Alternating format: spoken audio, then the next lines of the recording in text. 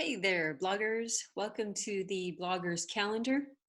And we're going to talk about today developing content. It's a guide to effectively build content that you want to write about, that Google will help start to recognize, and that readers will engage with, so that you get more and more people staying on your page and bringing you more traffic. Who am I? My name's Kimberly Leonard. I have been a professional writer for 18 years. At the end of the day, what I do is I ghostwrite for businesses and corporations to help them build their online content, their own blogs. In doing so, they spend less on advertising and get more organic reach into their own content for people to buy their products. What this webinar covers is what Google wants. That fickle algorithm that keeps changing. How do we stay on top of it, or at least make our lives a little easier? That content is structured in a way that slight changes to the algorithm don't make a difference. I think I saw something the other day. Google changes the algorithm like 2 times a day. So we don't want to try to compete with that. We want to do some standard strategic ways of creating content that work consistently. We want to go over some of the common blogger mistakes, things that we see regularly in different types of sites. I know everybody gets very frustrated trying to do the right things. And we're going to look at, in that, how to find keywords that you should be trying to rank for and develop content around those keywords. Okay, we're going to take the approach that if you're starting at 0 or very little organic traffic, not people that you're telling to, hey, go check out my site, but organic traffic, they find you on Google. You're starting from 0 or very little. We want to start to build that little by little by little by little by little as it grows almost virally, because you become more of an authority, right? In order to understand how to develop our content, we need to understand what the search engines do, right? So think about what you do when you go online and you're searching for something. You're putting in a question or a phrase, and you're looking for an answer to that. You're looking for something relevant to that. The same thing is true when people are trying to find what you have to say in your blog. The information you have needs to be relevant. The job of every search engine is to provide consumers with answers or information they are seeking. So if you are not answering those questions, if somebody's putting in dog food as their search question and you write about cats, but somehow you manage to rank for dog food, the user, the consumer, the reader is going to be upset.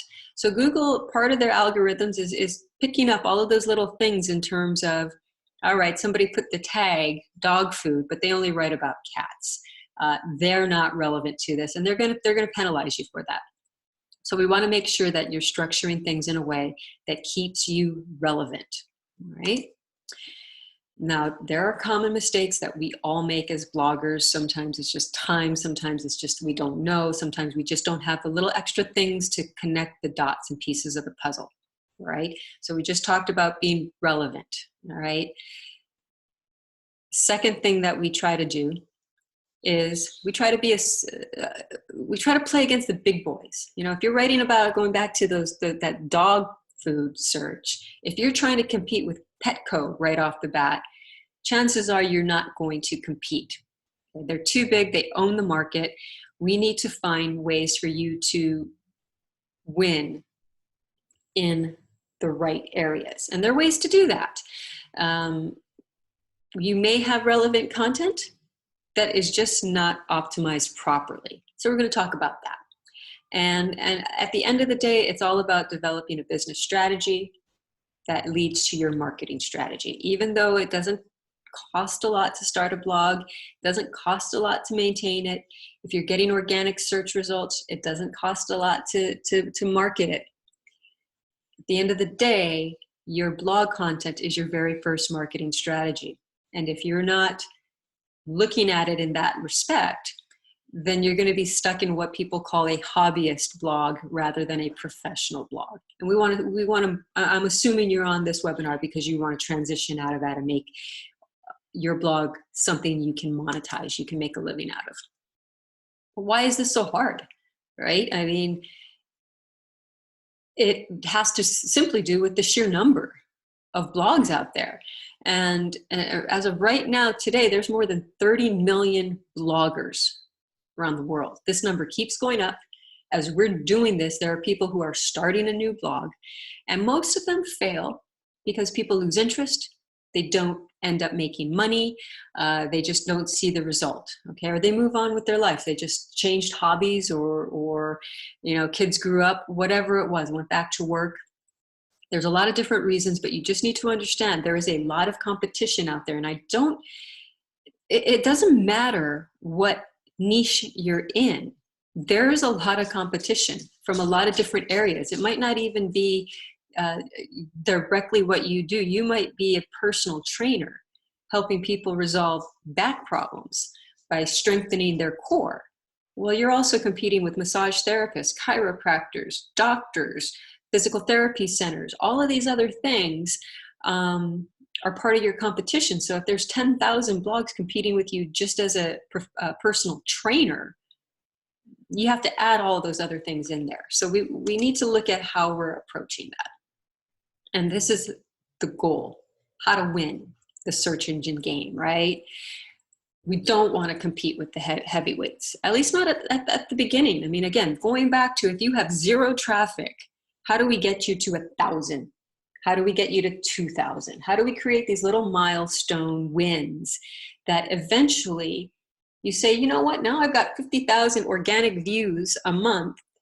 Now I'm ready to go and compete with the big boys. How do I do that? And you change your strategy slightly for that. But we need to get you started, and it's about winning the keyword phrases in certain markets that you can win at. Okay. And then when you learn to structure your content around those specific keywords, you're going to have Google liking you and readers loving you. And when readers love you, that's when they share the information. That's when they come back. The more people come back, the longer they spend on your site and check out a second blog or a third blog or go back, Google is giving you more love. So it's a two-way street that's constantly feeding on each other, all right? And when you have relevant content, you can also share it on social media. You can get out there and you will start to develop that tribe, that following, that platform that people are saying, this person is an authority and I want to read what they have to say. In order to do that, okay, we got to know who's going to read this, right? Before we even know what our first keyword is, we need to know who's going to read this. Now, most bloggers start writing about something that they're very familiar with. So their ideal reader is often themselves, going back to the pet owner. If I'm a dog owner and I'm writing about dog issues or dog food or dog toys, well, chances are I have a lot of experience in that. So my ideal reader is somebody very similar to me. But there's also other segments of that market that may be a little different than me. So I want to consider that. Is it seeing eye dogs? Is it elderly people having companionship? Is it introducing a dog to a family member or a child, or getting a second dog? There's a lot of different things that go into segmenting that market. But we need to start with basic demographics. Who is our audience? What we are trying to solve. Okay, by just saying I write about dogs doesn't tell me what about dogs I write. And that goes back into all of those other segments. Once you figure that out, then you need to understand what makes you unique. Okay, so if my website is about dogs, specifically about dog training, then I want to be able to compete against all the other dog trainers out there. Is it my system that makes me unique? Is it my dog that did something special?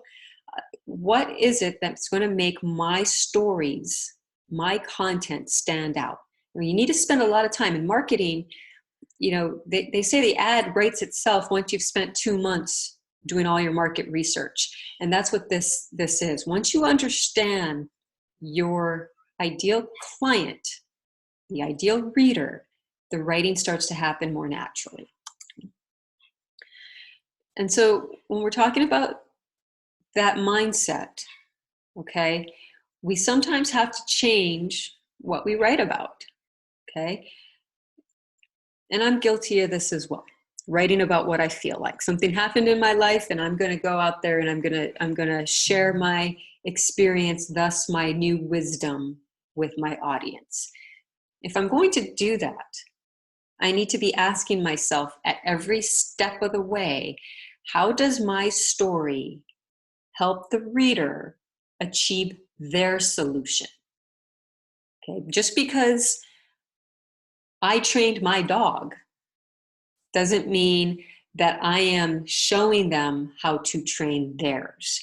They came to my site, they wanted to learn how to train their dog. Maybe it's crate training. If my story is cute and fun, that's great. But if it doesn't satisfy how that reader can train their dog effectively in a crate, then I'm not going to be getting the engagement from them. It's not going to satisfy what they need. Another big problem we see with content is it's just too short. Okay, most blogs come in between 300 to 500 words. Sometimes you see it more of 750 to 1,000 words. That's just too short. And it's maybe not too short for your reader, but it's too short for Google.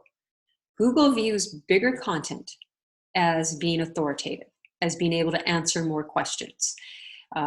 For some of my clients, we are writing what we call pillar pieces that are anywhere from 8 to 10 to 12,000 words. And all of their other content ties in around this because now Google is seeing this one piece as an authority. It's essentially a book online. And you're not expecting your reader to read the entire book. You're giving them jump links and ways to scan through that quickly. But you want Google to be able to recognize that and give you all of the authority for putting that content together. So we're going to look at ways to get your content up in terms of word count to 1,500, 2,000 words per piece, all right? The other thing that's very, very common, and we'll see this in our example, is somebody's trying to do the right thing and they're just not quite putting the puzzle pieces together. And it's very common with backlinks, and we'll take a look at that here in a second. With our case study, Tanya was very nice to share this with us. She's looking to improve her organic reach, build her website. Now, here's the thing, Weight Loss Confessions. I love the title, I love the website, and it's a clean, easy to navigate website. There's nothing messy about it. There's a lot of good things going on here. So now we just need to figure out, how do we get more eyes on Tanya's website?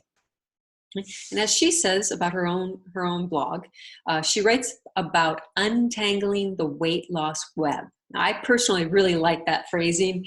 It's a lot of fun. It gives me a visual, makes me want to read on. So she talks about doing this using her own story, her own health, her own success, along with the Whole30 diet and weight loss program, health program. Okay. So once we took a look at the basic look of the site, then I ran an audit on it. I'm not going to go through all the details of the audit, but I'm going to point out a few key things. When you run an audit, it's telling you what you are ranking for as far as top keywords. So these are the top 5 that came in for weight loss confessions. Now you'll see here that the only thing that she's gotten traffic for is the actual name of her website, Weight Loss Confessions.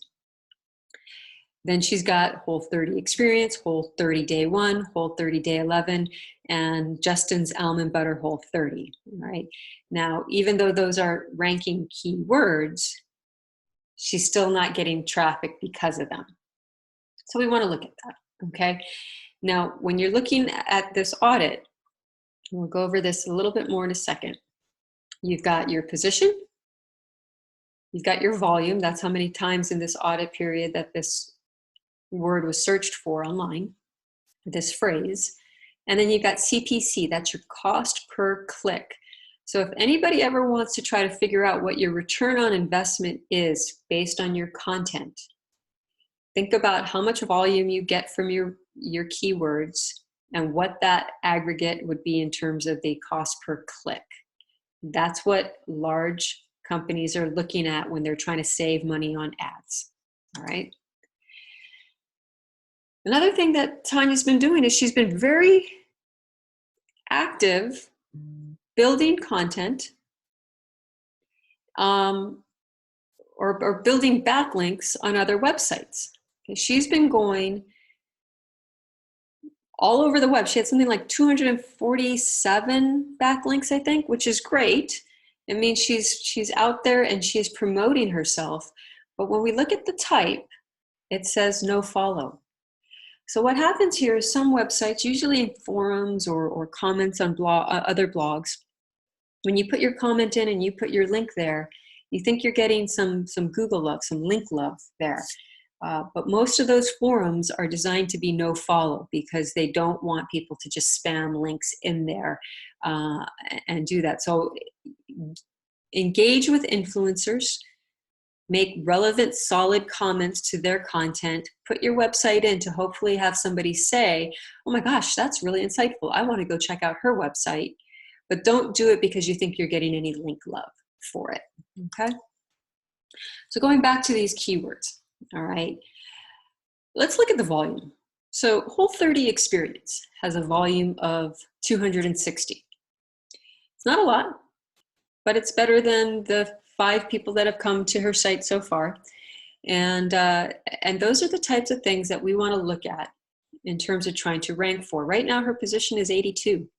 So we want to start to try to build that up, because if we can start to get that rank up on keywords like that, then we're going to start to see more organic traffic, and we're slowly going to start to see this build.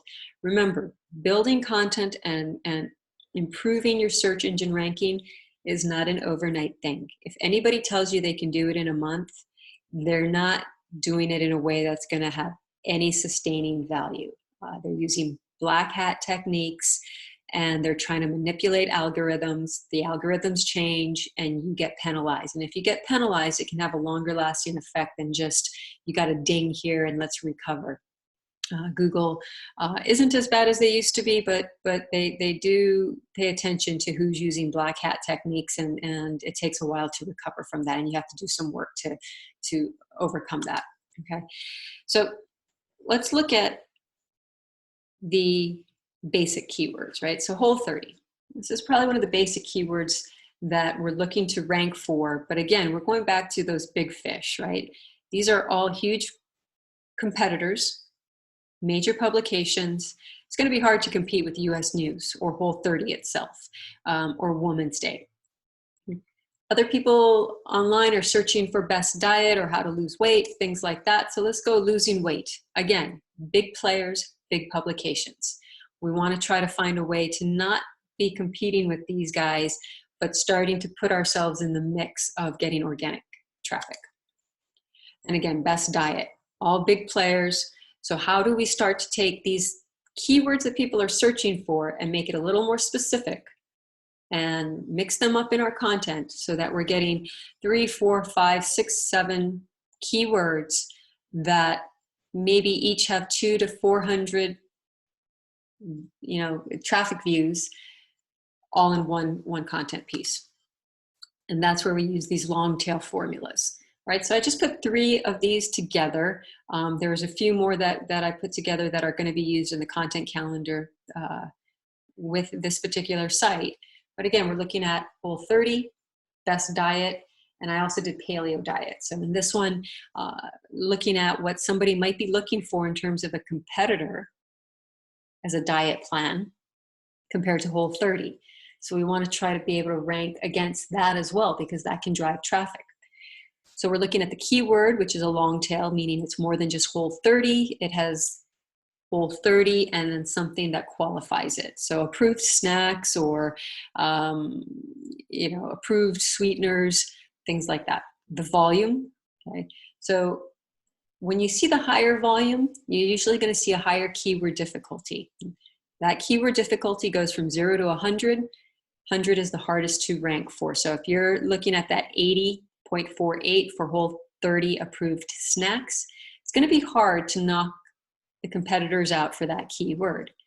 you have a better chance in the 60s and 50s to try to knock those competitors out. So we're going to pick and choose our keywords and develop content around that. So we might look at, the whole 30 approved sausage, volume of 260, keyword difficulty about 56. Then we're going to look at some other keywords that we're going to integrate into our content from these other graphs and other ideas to start to develop an article that Google sees us as having several relevant keyword phrases that we're starting to build traffic around. This is a rough content calendar. Okay, this would be something that you'd be looking at in a month. Now, I want to say a couple of things about your content calendar first and foremost. This is your strategic content calendar and your content plan. It's your marketing strategy. If you still want to write, a 500-word post because, you had this great experience or you had a bad experience or just something quick and easy, that's fine. This entire strategy is not to say, stop doing what you were doing. It's to give you an edge with specific content that you know how to write about that will drive traffic to see the rest of the stuff, which is more of your personal anecdotes, stories, and experiences that you translate into a way to help your clients. Okay. So you will see here across the top, we've got topic and title, content details, keywords, and word count. I'm going to back into this for a second. And I'm going to start with our word count. Right here, this is a 4-week plan. It's about 7,000 words. If you're adding 7,000 SEO optimized words to your blog every month, in 4 to 6 months, you will start to see really strong results. You will start to rank for more keywords. You will start to possibly even be on the first page for many of those keywords, as long as you're doing it intelligently. Okay, now in this line right here, you see 55 character title. That's approximately, okay, so we're going to keep that along with the word count in mind as we're creating titles. Keywords for this particular content calendar: losing weight, Whole30, best diet, paleo diet. We want to use those in each one of these articles, okay, every week. On top of that, we're going to use what's in the white section for each week to develop our content for a specialized piece around those words to give us added benefit. Now, this is what we call a recipe card. And for some of my clients, our recipe cards may be 50 keywords, specifically targeting what their competitors are using. How many times are they using blood pressure in their article? And that becomes very, very scientific in how we create the content for that to make it engaging and useful without just seeming like we're shoving words in there because it's a keyword. So with this, and you'll become better at this over time as you do it more, you're developing the content to include these words in a way that they're natural and they are relevant. So going backwards again, the content details and taking those words, you just want to create your angle. The importance of proper diet and how health is achieved naturally. Now, this is just me brainstorming and coming up with some ideas. The content details can change. The topic title can change. But this is a way for you to start to develop so that when you sit down on Monday in week 1, you know exactly what you want to write. Again, 1,500 words. You can use some of the keywords to create those H2 headers so that maybe you're writing 300 to 500 words on a certain part, which makes it manageable, and then you move into the second section and the third section. And that makes it easier for readers to digest what you're doing, find the content they're looking for, and Google likes it. They like the H2 header. If you're using a keyword in that H2 header, they recognize that as well. 1,500 words, that's the minimum we want to go for. Then as we go down through week 4, you'll see that we're at 2,500 words for that one. That starts to build our longer, bigger pieces of content. As I said, some of our pillar pieces for corporations and businesses go over 10,000 words. So you still want to keep it manageable. If you're able to do something like that, great, go for it. Just make sure that you are incorporating your keywords and you're doing it in a way that it breaks it up for the readers, but Google's going to see each one of those sections as being relevant. For that last one there, so we're looking at best weight loss plan of 2018. She can go in, she can do this particular piece, get it done, and then repurpose it very quickly, very easily for 2019, which isn't seeing a lot of traffic just yet because we're not there yet, and building it in that capacity. So, you know, at the time of this recording, it's just starting December of 2018. So we can go into 2019 starting to build what we're looking for there. Okay. So the key points to remember: understand your reader. What are they Googling? Look at who your competitors are and find out, you know, find out what are they writing about and write similar things. Choose your topics according to what they're writing about if they're ranking.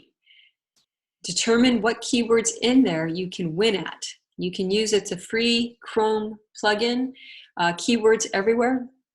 Highly recommended. It kind of gives you, whenever you Google something, it tells you, it gives you a chart right on the side of your Google search of what the cost per click is and what the common keywords are. So you can kind of get an idea, just as you're doing your own research, what's going to rank. We obviously use a lot more detailed analytic tools on the company side, but there are some free options out there, and I really like the Chrome extension right there. Write long content with jump links. Make it easy for readers to find what they want, but give Google enough that it's going to see you as an authority. Use H2 headers for those jump links, and find a way to get credible backlinks. Don't just go into forums and post it there. Putting it in social media doesn't give you any link juice. You know, see if you can guest post with somebody who is a fellow blogger. See if they'll note your website in their content and give you a backlink within the content rather than just going to forum posts and commenting. And if you want help, my email is right there, kleonard@sensiblecopy.com. You know, shoot me an email, let me know what you thought. I'm going to be sending out a little survey after this to see what other types of content we can put together. My company is always looking for freelancers for both marketing and writing. So if you're interested in that as well, please don't hesitate to at least let me know. I appreciate your time. Hope you gained something insightful out of this, and go enjoy your blogging.